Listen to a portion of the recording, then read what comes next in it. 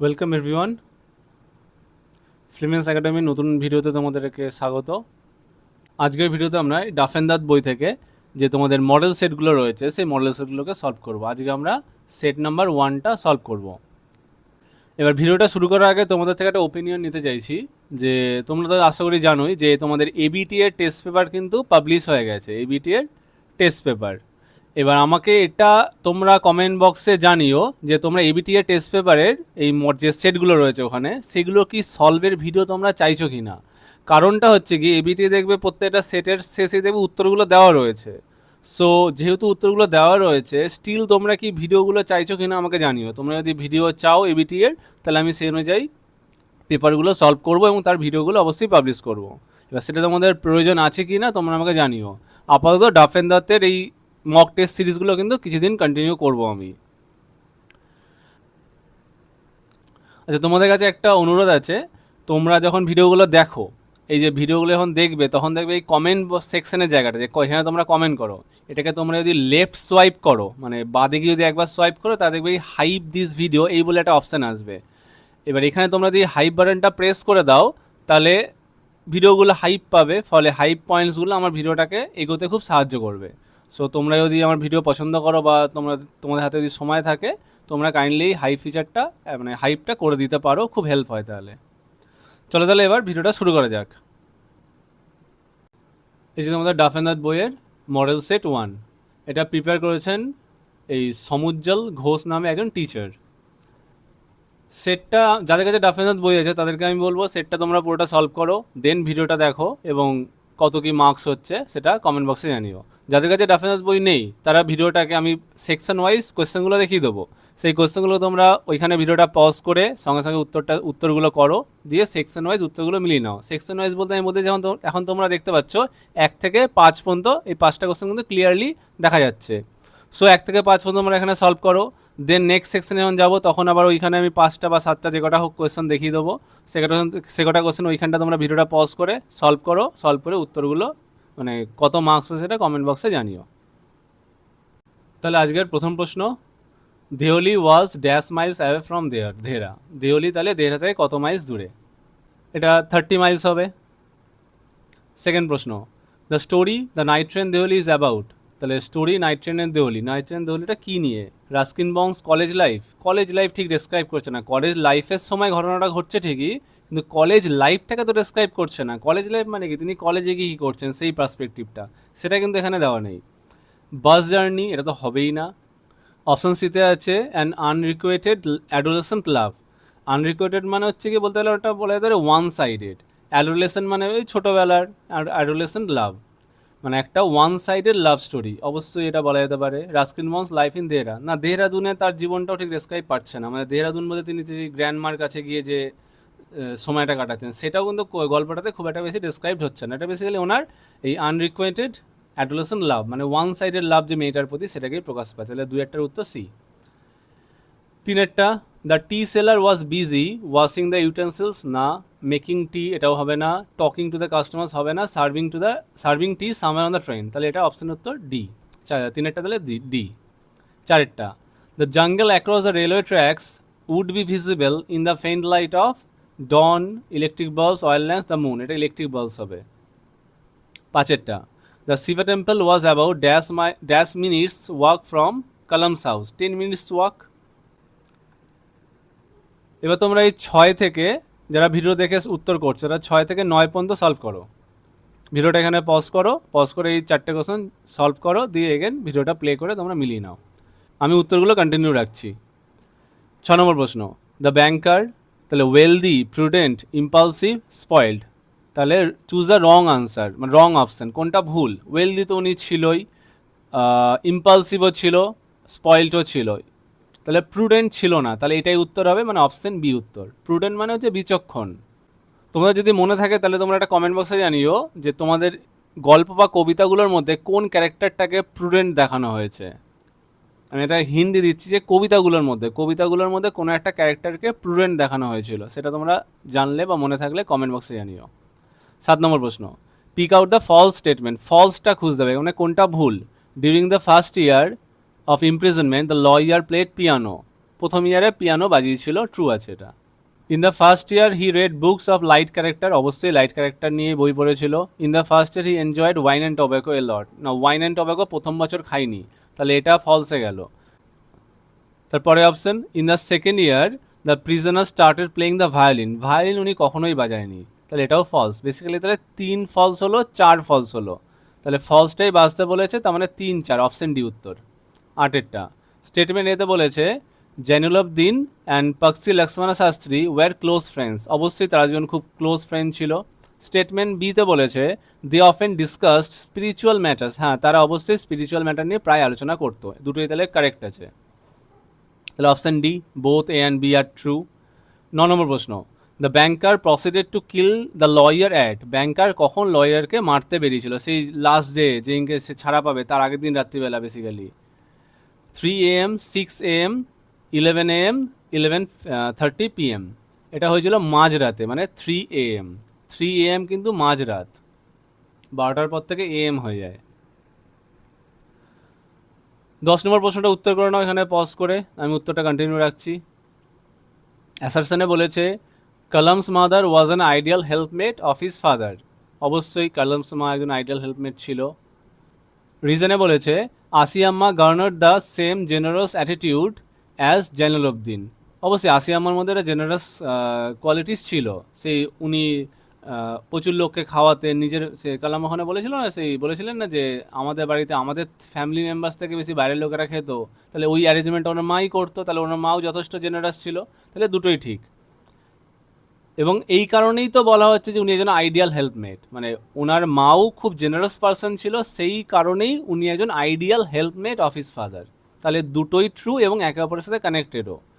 তাহলে both assertion reason are correct and reason is the correct explanation, তাহলে option C উত্তর। তাহলে option C উত্তর মানে হচ্ছে ওই এইটা উত্তর হবে। নেক্সট তোমরা দেখতে পাচ্ছ 11 থেকে 17 পর্যন্ত এই কটা কোশ্চেন, তোমরা ভিডিওটা পজ করে সলভ করো, দেন উত্তরগুলো মিলিয়ে নাও। 11 নম্বরটা, complete the diagram from the given alternatives, diagram তো কিছুই দেয়নি, জাস্ট ম্যাচিং টাইপের দিয়েছে। ক্রিপার হচ্ছে পাইথন, মানে ক্রিপারকে পাইথনের সাথে তুলনা করা হয়েছে, ওয়াটার লিলিসকে তাহলে কার সাথে তুলনা করা হয়েছে, মিডো হবে না, কোকিলা না, ডাকলি না, স্নো, ওয়াটার লিলিগুলোকে স্নো বলা হয়েছিল। 12টা, the tree has a dash deeply indented with scars, has a dash deeply, তাহলে রাক ট্রাঙ্ক এটাই হওয়া উচিত, রাসলিং লিভস হবে না, সোয়িং ব্রাঞ্চ হবে না, টুইস্টেড রুটস হবে না, তাহলে রক ট্রাঙ্ক। 13টা, the tree puts on the creepers as rope, scarf, shawl, blanket, scarf হবে। 14টা, the poetess looks at the casuarina tree through her casement, মানে কখন দেখছি, ইন দ্য আফটারনুন, আফটারনুনে না, নাইটেও না, ডাস্ক মানে গোধূলি সূর্যাস্তের সময় সেটাও না, অ্যাট ডন, ডন মানে সূর্যোদয়ের সময় ভোরবেলা।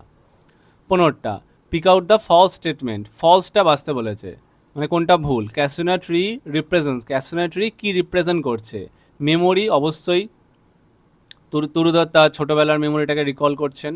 লঙ্গিং, অবশ্যই লঙ্গিং তার গাছটার প্রতি অবভিয়াসলি, প্লাস তার ভাই বোনদের প্রতি। নস্টালজিয়া তো অবভিয়াসলি নস্টালজিয়া মানে হচ্ছে তার ছোটোবেলার বা পুরোনো দিনের কথা মনে করা, এটাও তিনি করছেন। The poetess subjective love for a foreign ল্যান্ডের প্রতি সাবজেক্টিভ লাভ নয়, গাছটার প্রতি বেশি, তাহলে এটাই ভুল বেসিক্যালি, তাহলে উত্তর হবে ডি। 16টা, what does Ulysses think of his wife Penelope, he barely refers to her, implying a distance and a emotional detachment. He finds her inspiring for his adventures, না inspiring for his adventures এর perspective নয়। He views her as an ideal wife, ঠিক আছে, কিন্তু ideal wife ওরম কোনো mention নেই। He sees her as a companion in his adventures, তা অ্যাডভেঞ্চারে কখনোই তিনি তাকে কম্প্যানিয়ন করেননি, এটা হবে না। এবার এখানে যে সি অপশান এটা বলেছে আইডিয়াল ওয়াইফের পার্সপেক্টিভটা বাদ দেওয়া যেতে পারে, কারণ তিনি কিন্তু প্রথমেই বলছেন যে তার ওয়াইফ খুবই এজেড, তার সাথে তিনি সময় কাটাতে ভালো লাগছে না তার, তিনি অ্যাডভেঞ্চারে বেরোতে চাইছেন, সেই জন্য এই অপশানটাকে বাদ দেওয়া যেতে পারে। আর হি বেয়ারলি রেফার্স টু আস, তিনি কবিতা ওনার উল্লেখটা করেননি বলতে গেলে, অবভিয়াসলি করেননি, সেই প্রথম সেকেন্ড লাইন বা থার্ড লাইনে একবার মেনশন আছে, আর কিন্তু সেরকমভাবে ওয়াইফের মেনশন পুরো কবিতাতে নেই, এটা কিন্তু ইউলিসিসের পার্সপেক্টিভে। ইমপ্লাইং এ ডিস্টেন্স, অবশ্যই এটা ডিস্টেন্স আর ইমোশনাল ডিট্যাচমেন্টকে মানে তুলে ধরছে। একটা ডিস্টেন্স, যে তাদের সম্পর্কে একটা ডিস্টেন্স চলে এসছে, একটা ইমোশনাল ডিট্যাচমেন্টের একটা আলাদা ব্যাপার, ছাড়া ছাড়া ভাব, সেটাও তিনি প্রকাশ পাচ্ছেন। তাহলে এটার উত্তর এই হবে। 16টা তাহলে এ। 17টা, the expression drink life to the lees is an example of, drink life to the lees, এটা বেসিক্যালি একটা তুলনা, কিন্তু হিডেন তুলনা, মানে মেটাফর বেসিক্যালি। সিমিলি হবে না, সিমিলিতে লাইক অ্যাজ এর থাকবে। পার্সোনিফিকেশন, কোনো একটা অজীবকে প্রাণদান করা হচ্ছে, অজীব বস্তুকে, এটা হবে না। হাইপারবোল মানে বাড়ি চড়িয়ে বলা, এটাও হবে না। তো এটার উত্তর মেটাফর। এবার তোমরা দেখতে পাচ্ছ 18 থেকে 23 পর্যন্ত ক্লিয়ারলি রয়েছে, এগুলো সলভ করে নাও তাহলে। The subjects of Ulysses are his true companions, subject মানে কিন্তু প্রজা, এখানে সাবজেক্ট মানে বিষয় নয়, সাবজেক্ট মানে প্রজা, মানে ইউলিসিস একজন কিং, তার প্রজারা। ট্রু কম্পেনিয়ন্স নয়, তার প্রজারা একদমই সেই মানে বর্বর প্রজাতি, savage people. Well aware of him, তাকে চেনে না, এখানে ওয়েল অ্যাওয়ার নয়, তাকে চেনে না কিন্তু বলা ছিল। ইগনোরেন্ট অফ হিম, এটা হতে পারে eager to join his exploration, না ইগার টু জয়েন কেন, জয়েন করতে চাইছে না তারা, বা সেরকম চাইছে কিনা সেরকম উল্লেখ নেই। বেসিক্যালি বর্বর প্রজাতি এসবে অ্যাডভেঞ্চার বা এক্সপ্লোরেশনে তারা মাথা ঘামায় না। তারা কিসে মাথা ঘামায় সেই কবিতা যেমন ছিল না, হোর্ডিং, স্লিপিং, এইসবে। তাহলে এটা উত্তর সি। 19টা, Hyades is a constellation of, constellation মানে হচ্ছে গিয়ে মানে অনেক কটা নক্ষত্রের যে গ্রুপ, সেটাকে কনস্টেলেশন বলা হয়। কি শেপের, you shape, H shape, V shape, W shape, এটা উত্তর হবে ভি শেপ। এটা একটু আনকমন কোয়েশ্চেন, খেয়াল রেখো এটাকে। 20টা, according to Ulysses his people only engage themselves in activities like, এই কোয়েশ্চেনটা, স্লিপিং, ফিডিং, হোর্ডিং, এখানে অল অফ দিস উত্তর হবে। এই সবকটাই তারা ব্যস্ত, তারা এক্সপ্লোরেশন, অ্যাডভেঞ্চার এসব নিয়ে মাথা ঘামায় না, তারা এই স্লিপিং, ফিডিং আর হোর্ডিংয়ে ব্যস্ত। এবার ইউনিট 3 ড্রামাতে ঢুকছি। 21 প্রশ্নটা, from where did Maurya buy the finest boards, বোর্ডগুলোকে তাহলে কোথা থেকে কিনেছে? ডাবলিন, কোনেমারা, গ্যালওয়ে, ডোনেগাল, এটা সঠিক উত্তর হবে কোনেমারা। 22টা, কলম ম্যাচিং বলেছে, the bundle of clothes, C, rope আর নিটিং নিডলস। আচ্ছা, used by Bartley for haltering, এটা রোপ তাহলে হবে। নোরাস অ্যাক্টিভিটি ফর এসেন্সিয়ালস, এটা হচ্ছে নিটিং নিডলস। মাইকেলস গার্মেন্টস, এটা হচ্ছে গিয়ে বান্ডল অফ ক্লোথস, মানে বান্ডল অফ ক্লোথসে বেসিক্যালি ওর গার্মেন্টসগুলো এসেছিলো, গার্মেন্ট মানে পোশাকগুলো। এ সিম্বল অফ ইনহেভিটেবল ফেট, মানে ভাগ্য, এটা সমুদ্র, সমুদ্র এই গল্পে মানে এই ড্রামাটাতে একটা ভাগ্যেরই প্রতীক। তাহলে 1C, 2D, 3A আর 4B। 1C একমাত্র এখানে আছে, তাহলে এটাই উত্তর হওয়া উচিত। 3D ঠিক আছে, সরি 2Dটা ঠিক আছে, আর 3Aটাও ঠিক আছে, আর 4B তো মিলবেই তাহলে। 23টা, among Nora's 3 score stitches C dropped, 3টে কোনটা ড্রপ করেছে, মানে 4 স্টিচ ড্রপ করেছিল, তাহলে উত্তর হবে 4। 24 প্রশ্নটা দেখবে, এখানে প্রশ্নটা রয়েছে আর মানে অপশানগুলো কিন্তু এতটা পর্যন্ত রয়েছে, এটা তাহলে সলভ করে নাও। আচ্ছা, রিঅ্যারেঞ্জমেন্ট দিয়েছে, rearrange the sentences, choose the correct option already. Maurya loses her last surviving son Bartley to the sea, Maurya তার শেষ বার্টলেকে হারাচ্ছে, ঠিক আছে। The play highlights the lives of a small rural Irish family, প্লেটা এই ধরনের জীবনকে তুলে ধরছে। In spite of the immense hardship and suffering, Maurya shows stoic resilience. প্রচণ্ড কষ্ট বেদনার পরও মৌরিয়া কিন্তু একটা খুবই দৃঢ় যে রেজিলিয়েন্স, প্রতিরোধটাকে সে তুলে ধরছে, মানে সে কিন্তু হার মানছে না। আর 4 নম্বরটা রয়েছে, the family has already lost several members to the sea's danger, হ্যাঁ অবশ্যই অনেক কটা মেম্বারকেই হারিয়েছে। এই 4 নম্বর অপশানটা কিন্তু একটু কনফিউজিং আছে, এটা গল্পের শুরুর দিকেও অবভিয়াসলি, গল্পের শেষের দিকেও সে অবভিয়াসলি। গল্পের শেষের দিকে ধরা যেতে পারে সে ফ্যামিলি মেম্বারের সবকটার সানকেই হারিয়েছে, কিন্তু সে সেভারাল মেম্বার্স তো বটেই। তাহলে এটাকে অর্ডারে সাজাতে গেলে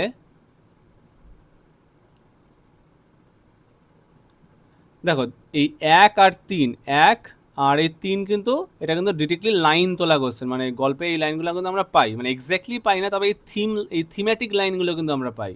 মৌরিয়া তার লাস্ট সানকে হারাচ্ছে, আর in spite of the immense hardship, এবার হার্ডশিপের ব্যাপারটা কখন আসছে, মৌরিয়া যখন সমস্ত ছেলেকে সে হারালো, তারপর সেই হার্ডশিপ আর সাফারিং পরেও সে কিন্তু স্টয়িক রেজিলিয়েন্সটা লাস্টে কিন্তু তুলে ধরছে। তাহলে যাই অপশান সাজাক না কেন, এই একের কিছুটা গ্যাপে কিন্তু তিনকে থাকতে হবে, ইমিডিয়েট পরেও থাকতে পারে বা যাই হোক, একের পরে তিনকে থাকতেই হবে। তাহলে একের পরে তিন এখানে আছে অপশানে, আর একের পরে তিন এই দুটোতে, এটাতে আছে। এটার পরে দেখো নেই, এখানে তিনকে আগে করে দিয়েছি, তাহলে এই সি অপশানটা হবে না। আর এখানেও দেখো একের আগে তিন করে আছে, ডি অপশানটাও হবে না। যেহেতু অপশানগুলো একটু কনফিউজিং আছে, মানে এখানে যেমন 2 নম্বর লাইনটা গল্পে বা ড্রামাটাতে এক্স্যাক্টলি উল্লেখ নেই, আর এই 4 নম্বরটাও তাই, এক্স্যাক্টলি যেহেতু উল্লেখ নেই সেই জন্য একটুখানি অন্যভাবে উত্তরটা বার করার চেষ্টা করছি। তাহলে এক আর তিন, একের পরেই তিনকে ঘটতে হবে। সে বার্টলেকে হারালো মানে সমস্ত স্থানকে হারালো, তারপরেই সেটা স্টোইক রেজিলিয়েন্স শো করছে। তাহলে এই দুটো অপশানের মধ্যে নিশ্চয়ই উত্তর আছে। এবার এখানে দুইটাকে ওরা সেকেন্ডে রাখছে, দুই মানে কি, যেখানে প্লেটা হাইলাইট করছে lives of small rural Irish family. এবার প্লের যে এই স্মল রুরাল আইরিশ ফ্যামিলিকে যে হাইলাইট করছে, সেটা কিন্তু এই দুটো ঘটনার মাঝখানে ধরার কোনো কারণ নেই। মানে এক আর তিনের, দেখো এই অপশানটাতে এক আর তিনের মাঝখানে দুইকে ধরেছে, এবার এটার কোনো কারণ নেই, আমি মাঝখানে কেন ধরবো, এটাকে আমি শুরুর দিকে রাখতে পারি, যে গল্পটা শুরু হচ্ছে, যে মানে ড্রামাটা যে শুরু হচ্ছে, সেখানে সেটিংটা স্ট্যাবলিশ করার জন্য আমি বলতে পারি যে এই আয়ারল্যান্ডের এই যে ফ্যামিলিগুলো রয়েছে, এরা যেটা তাদের যে জীবনযাত্রাটা এরকম, সেটাকে হাইলাইট করতে পারি, সেজন্য দুইটাকে আগে রাখাটাই ভালো হবে। তাহলে দুইকে যদি আগে ধরি, তাহলে 2 1 3, তাহলে 2 1 3, দেখো এইটাতে পরস্পর চলে আসলো। আর 4 নম্বরটা রয়েছে, the family has already lost several members to the sea's danger. এটা বলেছিলাম কি, যে শুরুতেও ধরা যেতে পারে, লাস্টেও ধরা যেতে পারে। শুরুতে ধরাটা বেশি প্রেফারেবল, কারণ সেভারাল মেম্বার্স বলেছে, তাই জন্য গল্পের শুরুতে যদি ধরা হয়, আর যেহেতু আর কোনো বেটার অপশানও নেই যে 4কে আমি লাস্টে পাঠিয়ে উত্তরে জাজ করবো, সেরকম কোনো অপশানও নেই, সেই জন্য মানে সবার আগে 2কে ধরে 4কে তারপর বসিয়ে রেখে 1 আর 3 তো স্ট্যাটিক আছে, মানে 1 আর 3 তো এখানেই থাকবে, তাহলে এই বি অপশানটা করা যেতে পারে। যেহেতু এখানে অপশানগুলো খুবই কনফিউজিং ছিল, এক্স্যাক্টলি লাইন তুলে এই রিয়ারেঞ্জমেন্টটা দেয়নি, সেই জন্য কিন্তু একটুখানি এরকম ঘুরিয়ে পেঁচিয়ে উত্তরটা বার করতে হলো। পরীক্ষায় যদি এরকম রিয়ারেঞ্জমেন্ট আসে, একটু বুদ্ধি খাটিয়ে উত্তরগুলো বার করো, মানে খুব ফাস্টভাবে করে দিও না, এগুলোতে একটু টাইমটা দিও, মানে ভেবো যে কোন কোয়েশ্চেনটা কীরমভাবে, কোন লাইনটা কীভাবে সাজানো যেতে পারে। যেমন এখানে 1 আর 3কে খুব ইজিলি সাজানো যাবে, একের পরে 3 হবে, তাহলে সেই পার্সপেক্টিভে আমি দুটো অপশানকে কিন্তু এই দুটো অপশান কিন্তু আমি বাদ দিতে পেরেছি, তাহলে এই দুটোর মধ্যে উত্তর। এবার দুটোর মধ্যে আমি বাকিটা সেই 2 নম্বর সেন্টেন্সটাকে বেসিক্যালি ইউজ করলাম, 2 নম্বরটাকে আমি শুরুতে যদি রাখি, তাহলে গল্পটার সেটিংটা করতে সুবিধা হবে, যেন অপশান বি। 25 নম্বর question, complete the diagram from the given alternatives. Seamus, Patch আর স্টিফেন, সবাই মরিয়াস সান অবভিয়াসলি, নোরার ব্রাদার অবভিয়াসলি নোরার ব্রাদার, আর সবাই সমুদ্রে মারা গেছে, তাহলে অল অফ দ্য অ্যাবভ হবে, অল অফ দিস হবে। এবার দেখো গ্রামারের 5টা কোশ্চেন, 26 থেকে 30 পর্যন্ত উত্তরগুলো তোমরা করে নাও, ভিডিওটা পজ করে দেন মিলিয়ে নাও। 26এরটা বলেছে, all write give me one I said, change the mode of narration change. আচ্ছা, অল রাইট রয়েছে, অল রাইট কিন্তু অ্যাসার্টিভ সেন্টেন্স আমরা ইউজ করি না, মানে ডিরেক্টলি কিন্তু অল রাইটকে আমরা অ্যাসার্টিভ ইউজ করি না, সো এটা কিন্তু চেঞ্জ হবে। তাহলে আই স্টেটেড বলা যেতে পারে, অল রাইট হবে না, অল রাইট অ্যাসার্টিভে ডিরেক্টলি কিন্তু কখনো বসে না। আই এগ্রিড বলা যেতে পারে, এখানে অল রাইট মানে কি আমি রাজি হচ্ছি, তাহলে আমি এগ্রিড দিয়ে রিপ্লেস করতে পারি। And asked her to give me one, আচ্ছা এটা কিন্তু হতে পারে, বি অপশানটা ভালো অপশান আছে। I mention that I was fine and to give এটা হবে না। I said it was all right to give me এটা কানেক্ট হচ্ছে না, এটাও ভুল, সেম এই সি আর ডিতে একই ভুল, এই অ্যান্ডের পর টু বা টুটা কানেক্ট হচ্ছে না কিন্তু, তাহলে অপশান বি উত্তর। 26এরটা বি। 27এরটা, see saw me, C smile, join into complex sentence মানে noun clause, adjective clause, adverbial clause. তাহলে সি স মি অ্যান্ড হচ্ছে কম্পাউন্ড সেন্টেন্স, হবে না এটা। সিইং মি সিম্পল সেন্টেন্স, এটাও হবে না। When she saw me C smile, এটা হতে পারে। সি স মি অ্যান্ড দিয়ে কম্পাউন্ড তৈরি হয়, হবে না, তাহলে সি উত্তর। 28এরটা, he was asked for his opinion, he said join into simple sentence, মানে যেখানে একটাই ফাইনাইট ভার্ব থাকবে। He was asked for his opinion and দিয়ে হবে না, কম্পাউন্ড সেন্টেন্স হয়ে যাবে। He said of the opinion, he was asked, এটাও হবে না, এখানে দুটো ফাইনাইট ভার্ব চলেছে, ওয়াজ আস্কড আর হচ্ছে সেইড, তাহলে এটা হবে না, একটাই ফাইনাইট ভার্ব থাকতে হবে। On being asked for his opinion, he said ইট, এটা হতে পারে। হি সেইড ইট হোয়েন দিয়ে কমপ্লেক্স সেন্টেন্স তৈরি করা হয়, এটা হবে না, বেসিক্যালি দুটো ফাইনাইট ভার্ব দেখতে পাচ্ছ তোমরা, সেইড আর দিকে হোয়েন ওয়াজ আস্কড, তাহলে উত্তর হবে সি। 29এরটা, I asked my father about the relevance of prayer, আচ্ছা, split into two simple sentences, দুটো সিম্পল সেন্টেন্সে ভাঙতে বলেছে। There was a relevance of prayer, I asked my father about it, এটা হতে পারে অবভিয়াসলি, দুটো সেন্টেন্সেই ভেঙে দিয়েছে। দে প্রেয়ার্ড, দে প্রেয়ার, এটা হবে না, ভুল দিয়েছে, এটা গ্রামাটিক্যালি ভুল। I wanted to know the relevance of prayer, হ্যাঁ, I asked my father about it, এটাও হতে পারে। তাহলে এখানে অপশান তো রয়েছে এ আর সি, মানে ডি উত্তর করা যেতেই পারে। এখানে এটাও ঠিক আছে, সিটাও ঠিক আছে, তাহলে অপশান ডি চুজ করা যেতে পারে। 30-এরটা, I was totally convince that they reached God, correct the sentence, এখানে গ্রামাটিক্যাল মিস্টেক আছে, মানে error correction basically. I was totally convinced, এটা ইডি হবে। I was totally convinced that they reached God, convincing হবে না, কনভিন্স হবে না। I was totally convince that, এখানেও একটা কনভিন্স দিয়েছে, দ্যাট দে, আচ্ছা এখানে রিচ দিয়েছে, এটাও চেঞ্জ করে, এটা হবে না, তাহলে এখানে রিচ পাস্ট টেন্সে থাকতে হবে, তাহলে ডি উত্তর। দেখলে এখানে শুধু কনভিন্সের ব্যাপারটা দিয়েছিল আর রিচেসের ব্যাপারটা, তাহলে এখানে দুটো পার্সপেক্টিভে দুটোই ঠিক কোথায়, এখানে আর মানে অপশান ডিতে দুটোই ঠিক আছে। এবার আসছি ইউনিট 5, মানে আনসিন। আনসিনের কোয়েশ্চেনগুলো আমি প্রথমে দেখে দিচ্ছি, প্যাসেজটাও দেখে নিচ্ছি, এখানে ফার্স্ট পার্ট ওখানেও আছে, আমি দেখাচ্ছি, এটা স্ক্রিনটা সরিয়ে। আনসিনটা ভালো করে তোমরা স্টাডি করো, ভিডিওটা পজ করে, যাদের কাছে বই নেই বিশেষ করে, তারা ভিডিওটা পজ করে আনসিনটা স্টাডি করো, আর আনসিনের উত্তরগুলোকে সেম অনুযায়ী সলভ করো, দিয়ে উত্তরগুলো মিলিয়ে নাও। এটা হচ্ছে ফার্স্ট সেকশনটা আনসিনের, এটা সেকেন্ড সেকশন, মানে এতটা পর্যন্ত আনসিনটা কন্টিনিউ হচ্ছে। দিয়ে এই কোয়েশ্চেনগুলো 31 থেকে তোমরা 36 পর্যন্ত দেখতে পাচ্ছ, যে 36 পর্যন্ত দেখতে পাচ্ছ, পজ করে উত্তরগুলো করে নাও। আর তারপরে এই 37 থেকে 40 পর্যন্ত বাকি কোয়েশ্চেনগুলো সলভ করে নাও। আনসিনটা কি বলেছে, Bengali actor and political leader Joy Banerjee passed away at a private hospital in Kolkata on Monday 25 August 2025 at the age of 62 according to his family। তাহলে তার পরিবারের মতে Bengali actor and political leader, মানে বেঙ্গলি একজন অভিনেতা বাংলার, আর একজন পলিটিক্যাল লিডারও জয় ব্যানার্জি, তাহলে এই আনসিনটা এনাকে নিয়ে। তিনি পাস্ট হয়ে মারা গেছেন একটা প্রাইভেট হসপিটালে, কলকাতার একটা প্রাইভেট হসপিটালে, এই এত তারিখে, মানডে 25 অগস্ট 2025 সালে। বয়স কত হলে 62 সালে। Banerjee had been admitted to the hospital on August 15, তাহলে অগস্ট 15 তিনি ভর্তি হয়েছেন, মারা গেলেন কবে, 25 August. With acute breathing problems and was diagnosed with chronic obstructive pulmonary disease COPD, তাহলে এত তারিখে তিনি 15 আগস্ট তিনি ভর্তি হচ্ছেন। বেসিক্যালি অ্যাকিউট মানে সিভিয়ার, খুবই সিরিয়াস ব্রিদিং প্রবলেমের কারণে, আর তাকে ডায়াগনোস করা হয়েছিল, মানে রোগ কী ধরা পড়েছিল, এই chronic obstructive pulmonary disease COPD. His condition gradually deteriorate মানে আরও খারাপের দিকে যাওয়া, and he had been on a ventilator support for several days, এবং তার অবস্থাটা আরও ক্রিটিক্যাল, মানে ডিটোরিয়েট করলে মানে খারাপের দিকে গেল, এবং তাকে ভেন্টিলেটর সাপোর্টে রাখা হলো বেশ কয়েকদিন ধরে। The actor who survived by his wife and mother died at 11:35 AM, তাহলে অ্যাক্টরের ওয়াইফ এবং মা ছিল, এবং অ্যাক্টর কখন মারা গেলেন, 11:35 AM, AM মানে কিন্তু দিনের বেলা। জয় ব্যানার্জি মেড হিজ ডেবিউ মানে প্রথম, মানে কিছু প্রথম কাজটা করা, as an actor opposite Debashree Roy in অপরূপা 1982, ডিরেক্টেড বাই বিদেশ সরকার। তাহলে জয় ব্যানার্জির প্রথম সিনেমা কোনটা ছিল, এই দেবশ্রী রয়ের অপোজিটে অপরূপা নামে এই সিনেমাটা 1982 সালে ডিরেক্ট করেছিল বিদেশ সরকার। A matinee idol of 1980s and 1990s, Joy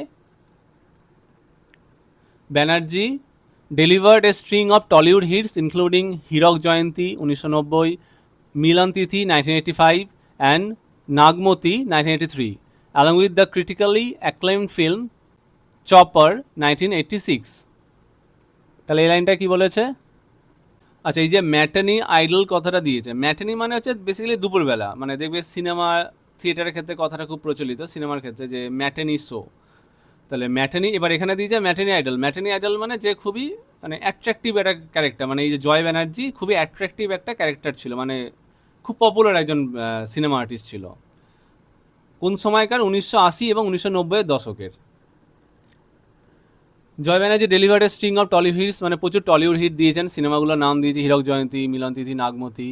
R critically acclaim কোনটা হয়েছিল, ক্রিটিক্যালি অ্যাক্লেম মানে জনগণের সাথে সে ক্রিটিক্সরাও খুব অ্যাক্লেম করেছিল সিনেমাটা, চপার সিনেমাটা। He contested the 2014 and 2019 elections from the Birbhum and Uluberia constituencies but resigned from politics in November 2021. তাহলে তিনি পলিটিক্সও প্রথমে বলেছিল পলিটিক্যাল পার্সনও ছিলেন। তাহলে 2014 সালে আর 2019 সালে বীরভূম আর উলুবেড়িয়া, তাহলে 2014 সালে বীরভূম আর 2019 সালে উলুবেড়িয়া কনস্টিটিউন্সি তিনি লড়েছিলেন, but resign from politics in November 2021, November 2021 তিনি রিজাইন করে দেন, মানে পলিটিক্স ত্যাগ করেন।